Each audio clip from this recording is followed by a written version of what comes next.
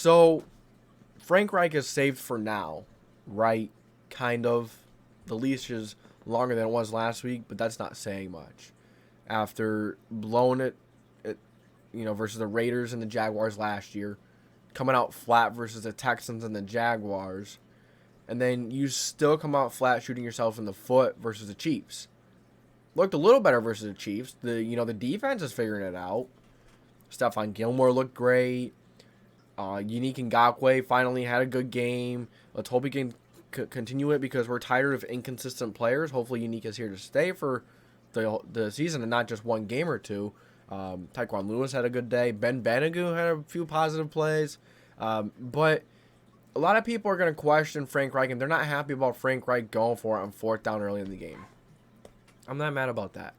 You can't be mad about Frank Reich going for that. I get it. You want to punt the ball, but you can't punt the ball to Patrick Mahomes. I get it was midfield. I get it. It was, you weren't deep in the Chiefs territory, but when you're playing Mahomes, you have to be aggressive. You have to stay in the field. You have to convert fourth downs if you want to beat Mahomes. The Colts converted a few fourth downs. I actually think it was one, but it came in the most important time. Kylan Granson, and there was just a really big time fourth down there that the Colts picked up towards the end of the game and kept the game going. They did it when it mattered most. But if you go back and you look at that fourth down play, beginning of the game, I'm not mad at it because it was a good play call too. I'm not talking about the Jonathan Taylor one where he just hitting it right in the middle. That was aggravating. But the other one where Snead came off the nickel blitz and Matt Ryan just lost the ball. That's something that Matt Ryan needs to get better with. Matt Ryan needs to stop fumbling the ball. He is fumbling the ball way too much. He is too careless with the ball. He needs to make sure he knows where guys in the pocket. I mean, it's hard when your offensive line is struggling. Your offensive line is the highest paid offensive line in the NFL, yet they can't keep guys off of Matt Ryan. They can't block anyone. They can't block blitzes. They can't block stunts. There's no communication. Pinner sucks. Pinner should not be a guard. Pinner should not be a starting right guard in the National Football League. Ryan Kelly is okay. I believe, you can see it on tape too. He's really trying to help Pinner.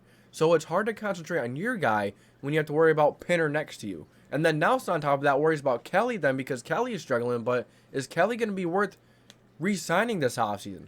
I don't know. Pinner looked good in the center position last year. I know I don't like Pinner at guard, but Pinner at center could be much better. Pinner at center is better than a guard. We saw Pinner at center last year. He was very good last year. Maybe he lost some strength or something because at guard he has been terrible. But Pinner at center, he was okay last year at center. In the Cardinals game, he had to fill in a few times because Kelly was just going through a rough time. But Pinner needs to play center or he needs to not play at all. And Kelly's going to play center, so you need to put Pryor over at right guard. But back to the fourth down. So Snead came in, made Ryan fumble. It was fourth down. I'm not mad at it. I'm not mad at Frank going for fourth down at all. It's just the play call with John Taylor at the middle sucks because, we were just talking about the offensive line being bad. Why are you going to count on your offensive line? You're going to count on Pinner to get a push, Kelly to get a push, Smith to get a push when none of these guys are doing their job. Braden Smith is being paid one of the highest right tackles in the league, not doing his job. Quentin Nelson just got paid $20 million, not paying up to $20 million. I mean, will a guard ever pay to $20 million? I don't know. But, I guess you need to pay your Hall of Fame talent. But at the end of the day, he is not playing like he used to. And you need to play like you used to. But why would you run it right up the middle with Jonathan Taylor when your offensive line can't get no push? Your offensive line is playing like trash. Why? It doesn't make no sense there. But the fourth down, I get it going for a fourth. You have to stay in the field. You have to keep Mahomes off the field. I get it. I get that. You have to find a way to steal time, to steal possessions. And going for it on fourth down, that's how you do it. So, back again to the other fourth down. It was a good play call. Campbell was open. But Matt Ryan did not see Snead coming. The offensive line did not communicate. That's another thing. But that was such a good nickel blitz. I don't think the offensive line would have really been able to do much. That was just a really well-timed nickel blitz, a really well-timed blitz, and just got to Matt Ryan. Matt Ryan didn't see him was coming on Matt Ryan's blind side, so it's another thing to take into consideration there. But is Frank Reich saved? No. No, he's not, because this Colts team still needs to show that they can win games consistently against teams that they should be winning against consistently. You know, Jaguars are looking pretty good right now. You know, they played the Chargers and they took the Chargers to the limit, big time limit, like they mollywopped them, 38-10. I get, you know, Herbert was hurt. When Joey Bosa went out, there's no pressure. You give Lawrence time, and Lawrence is going to carve you up. He's been doing that. He did that versus the Colts. He was just doing that versus the Chargers. Herbert was hurt, didn't have Keenan. Still, you know, the Jaguars are looking good. Titans looking okay. They just beat the Raiders, but Houston might be the same old Houston. Maybe Mills isn't the answer over there, but Frank Reich isn't saved. You know, there's no, you know, throughout these past few years, I know you have a different quarterback, but still have no division titles, one playoff game, terrible starts every year.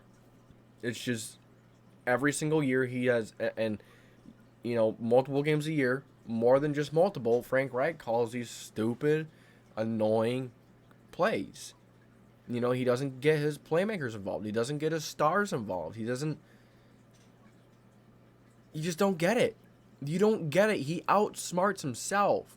We know Frank is smart. We know he has a great football mind. But he overthinks it, and he just calls stupidity. His moronic play calling kills him. We know he's smart. We know you're creative. Just do what works. Get your team to line up. Get your team to do the little things right. Not to shoot themselves in the foot, and go win some football games versus football teams that you should not be struggling against so badly against. That's it. So Frank Reich is not saved. He's on a longer leash now. You know, you're going to get a win like that. It's going to be hard to put him on a short leash, but he's still on a short leash. And, you know, if Frank Reich wasn't fired after last week, if he wasn't fired after the 0-24 loss to Jacksonville, I don't see Frank Reich going anywhere until the season's over, at least. I don't see Chris Ballard going anywhere until maybe next year. I think Ballard's going to get a little more time. Let Ballard, you know, I'm okay giving Ballard a rerun, giving him a chance to draft his franchise guy, his quarterback. But at the same time, you know, what's the point if you're not getting weapons? What's the point if you're going to pay an offensive line so much money and not going to protect them? You know what I'm saying? So, you guys let me know what you think. How much, you know, how long of a leash is Frank Reich on right now? Not long at all. You know, I think you guys are going to agree with me. You know, he's still he's still teetering. Still should probably be fired. But told off. He did seem a little different in the presser yesterday. He seemed a little more, he's holding players accountable a little more. You could tell. He seemed a little different. So we're going to see what this Colts team holds for the future. We have Tennessee next week, and then we have Denver. We need to beat Tennessee because we're 0-1-1 in the division. It'd be nice to be 1-1-1 at least. You know, then you go to Denver. Denver's looking like a winnable game right now. Denver's not playing good at all. I mean, the Colts, how good have they played until yesterday? They still haven't played good yesterday. They still made a lot of stupid mistakes. So, guys, let me know what you think. Thank you for tuning in to the JDW Sports Talk Show, where every fan's welcome. This is JDW Sports Talk Show, signing off.